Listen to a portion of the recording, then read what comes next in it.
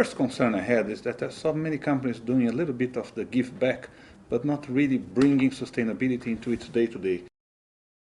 The idea was we have to do things properly on the day-to-day of the company. If we are in a bank, what do we do when we are hiring our suppliers? Are we paying attention to the environmental impact that we cause ourselves or not?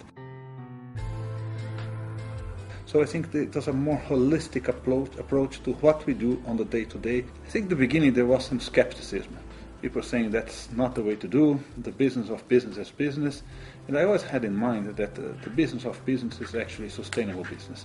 Many people look at this as a dilemma. To me, this is a false dilemma.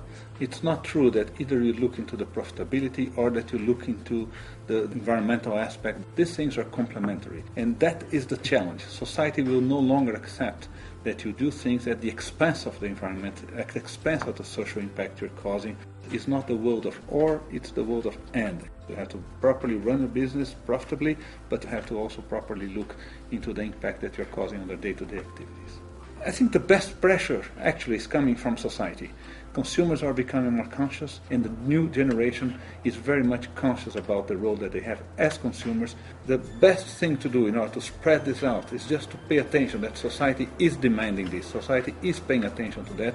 I'm very proud and very honored of receiving this award, and I think it's a stimulus for all the people which helped me from day one. The subject was not really on the agenda of any major company, so it's a recognition that is important not for one action specifically, but for what was done over a certain period of time, and which I think inspired us to do more, but also has led other companies to make reflections and say, listen, maybe we have to review our business practice, review our day-to-day, and see what kind of things we are doing or not doing properly.